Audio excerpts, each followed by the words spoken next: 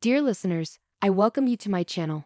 Leave your comments and impressions, I value your opinion. The morning sun casts a warm glow across the kitchen, setting the stage for what I initially thought would be a typical Sunday. My husband, Ethan, is out on one of his routine morning jogs, embracing the crisp air of early spring. It's a rare moment of solitude for me, one I usually treasure. Today, however, I'm blindsided by a revelation that changes everything. As I sip my coffee, my daughter Emily breezes into the kitchen, her smartphone in hand and a mischievous smile playing on her lips. At 29, she's a vibrant image of youth, exuding confidence and a hint of secrecy that I can't quite decode. "Mom, you look stressed," Emily comments casually, leaning against the counter. "You should meet someone. Get out more. I laugh, a short, disbelieving sound. "Really, Em? And who would you suggest?" Her grin widens. "Actually, I know the perfect guy. We've all been seeing him. His stamina is unbelievable. You have to try this man." I pause, the mug halfway to my lips. "We?" "Yeah, a few of us girls," she replies nonchalantly. "And before you say anything, I've already arranged a date for you. He's discreet, Mom. Dad won't find out." The room spins a little as her words sink in. I set my coffee down with a clatter, my heart pounding in my ears. "Emily, are you out of your mind? I'm married to your father." She rolls her eyes, flicking through something on her phone. "Mom, it's 2024. Things are different now. Besides, you deserve some fun. Dad's not exactly Mr. Exciting, is he?" I stand there, dumbfounded, the weight of her insinuation anchoring me to the spot. Is she suggesting what I think she is? My own daughter, facilitating an affair? For me. The absurdity of it all mixes with a rising tide of fury. "You think this is okay?" I manage to say, my voice a mix of disbelief and anger. "It's more common than you think," Emily retorts.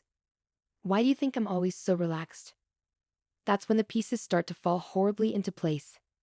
Emily, always secretive about her nights out. The whispers of escapades with her friends.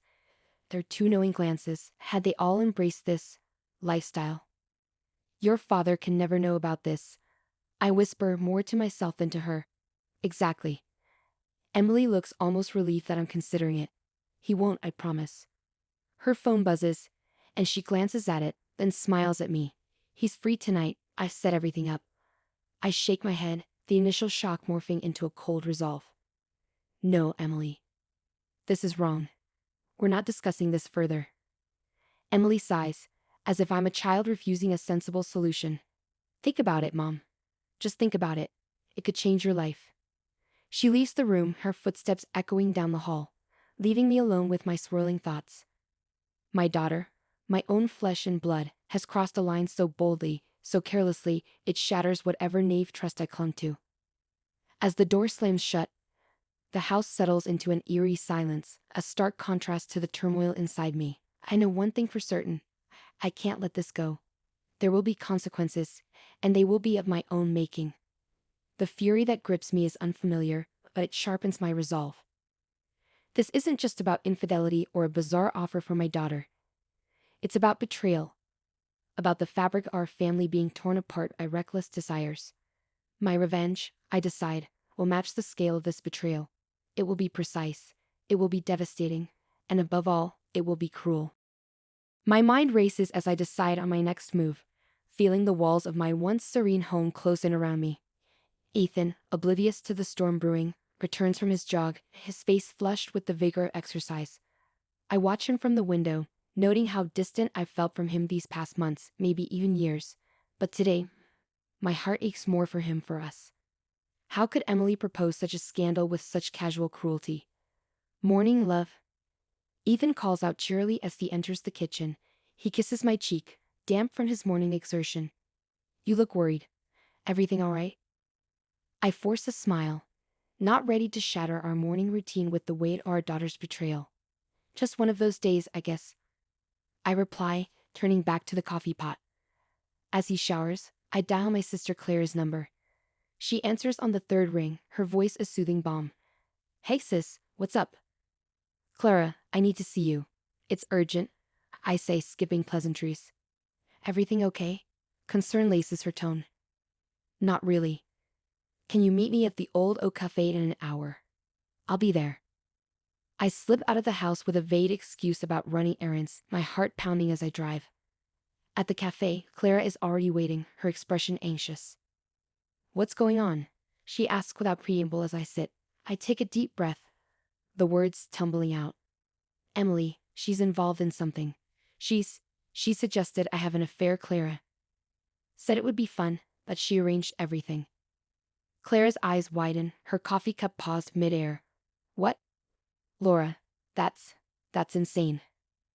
There's more. I continue, lowering my voice. She implied she's doing it too. With her friends. It's some sort of group thing. Clara sets her cup down, her face hardening. And Ethan doesn't know? I shake my head. No, and I don't know what to do. We need to find out more before you confront Emily or Ethan. Get the whole story. Clara's always been the rational one. How? Spy on my own daughter? If necessary, yes. We can start by talking to her friends' parents, see if they've noticed anything strange. Clara's plan feels underhanded yet necessary.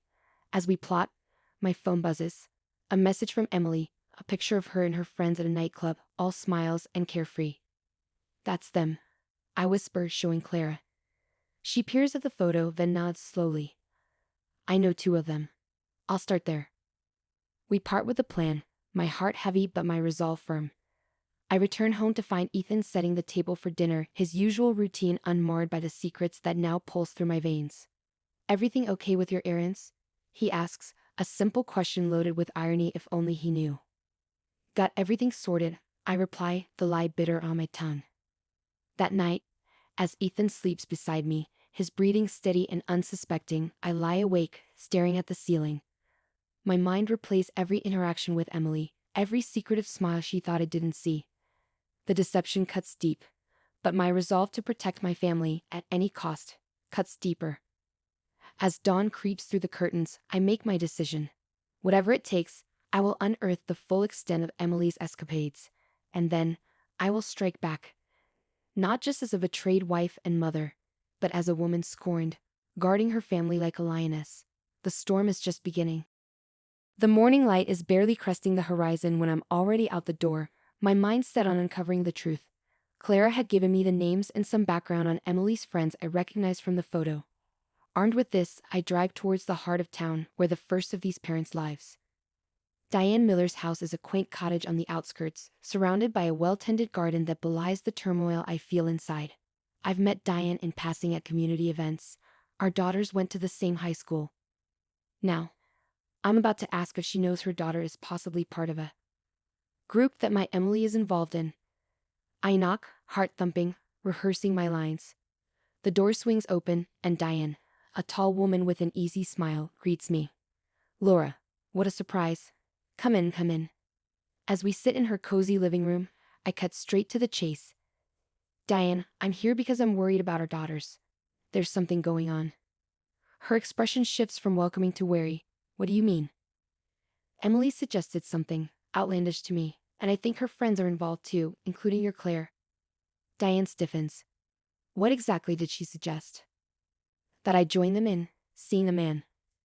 Secretly, it seems they're all in it together. Saying it out loud makes it sound even more absurd and distressing. Diane's face pales. I have my suspicions. Claire has been different. Secretive. Late nights. I thought it was just a new boyfriend. The conversation turns from cordial to a mutual confessional. Diane reveals snippets of overheard conversations, mysterious phone calls, receipts for expensive hotels. It's clear we're only scratching the surface. I need to stop this, I state firmly, for all our sakes. Diane nods in agreement. What do you plan to do? I'm not sure yet, but I'm going to find out everything. I think we should keep an eye on them. Maybe follow them one night. The plot we hatch feels like something out of a spy novel. We agree to share information and keep a close watch on our daughter's activities. As I leave, Diane squeezes my hand. We'll fix this, she assures me, though I can see the fear in her eyes mirroring my own. Back at home, I keep up appearances. Ethan remains clueless, caught up in his work, trusting me to manage the home as I always have. But under that routine, I'm spinning webs, connecting dots, planning how to confront Emily with undeniable evidence. That night, Emily comes home late. She tries to sneak upstairs, but I'm waiting in the darkened living room. Emily, we need to talk. I say, voice steady despite the churning in my gut. She jumps, startled, then sighs. What is it now, Mom? Where were you tonight? I keep my tone even, non-accusatory. Out with friends. Why? She's defensive, her posture rigid.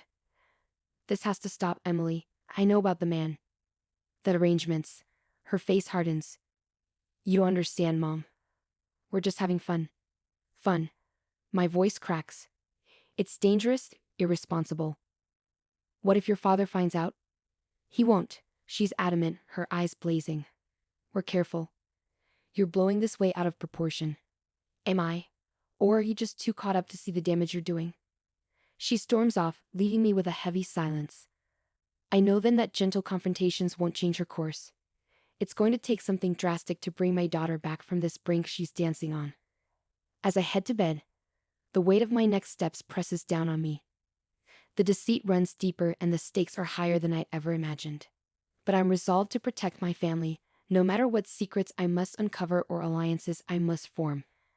This isn't just a mother's battle. It's a war for our very souls.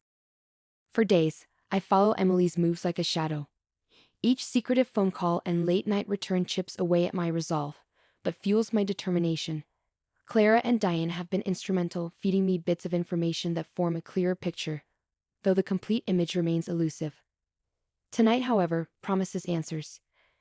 Diane's gotten a tip about a rendezvous at a secluded hotel downtown, and we decide it's time to confront the whole group together. As I drive to the hotel, my heart races with a mixture of fear and fury. Tonight, I will end this. The hotel lobby is quiet, save for the soft murmur of late-night conversations. Diane meets me by the entrance, her eyes wide with apprehension. Together, we move toward the elevators, our steps resolute. On the third floor, we pause, listening for signs of the room where the meeting is supposed to be. Soft laughter echoes down the hallway from a slightly ajar door. We exchange a look and then push the door open. Inside, the scene is not what I expected. Emily and her friends are gathered, yes, but they're not alone. Several older women are with them, including some familiar faces from our community. What is this? My voice cuts through the chatter, sharp and commanding. The room falls silent as everyone turns. Emily's face goes white as she sees me. Mom. I hold up a hand, stepping into the room, my gaze sweeping over the crowd. I want to know what's going on. Now. One of the older women, Mrs. Peterson, whom I know from the library, steps forward. Laura, it's not what you think. Then explain, I demand. It started as a bit of fun. Mrs. Peterson begins, her voice steady. We were just a group of lonely women. It wasn't sordid. We hired a dance instructor. Someone to teach us, to give us some excitement. But it was all dance, Laura. That's all. Emily nods, her eyes pleading with me to understand. It's true, Mom. We just dance. It's liberating. We thought you'd misinterpret, so we kept it a secret. I reel, the room spinning slightly as their words sink in. My mind races back to all the clues I misinterpreted, all the secrets I thought were betrayals. And tonight? I ask, my voice softer but still tinged with disbelief. A celebration, another friend adds. Mrs. Peterson is moving away. We wanted one last dance session with her. That's all it ever was. The absurdity and relief wash over me in an overwhelming wave. I look at Emily, seeing her not as a conspirator, but as a daughter again, caught in an innocent act made sinister by secrecy and my own fears. I step forward, my anger dissolving into laughter, surprising even myself. You had me thinking the worst. Emily rushes to me, her arms enveloping me in a warm hug. I'm sorry, Mom. We should have told you. As the laughter fades, Diane and I exchange embarrassed glances. We had spun a narrative so dark from threads so benign. We just wanted to feel alive again, Mrs. Peterson says, placing a hand on my shoulder. No harm meant. I nod, understanding now the lengths to which loneliness and routine drive us to seek out excitement, even if it's just the thrill of dance. As the music starts up again, Emily pulls me into the circle. Stay, Mom. Dance with us. And so, under the dim hotel lights, I dance. With my daughter, with strangers who are no longer just faces in the community but partners in a shared innocent secret. The night stretches on, filled with laughter and dancing, a stark contrast to the confrontation I had envisioned. In that room, with my fears unfounded and my family intact, I find a joy I hadn't known I'd lost, a reminder of the unpredictability of life and the simplicity of true happiness. It was not a web of deceit, but a dance of liberation hidden in plain sight.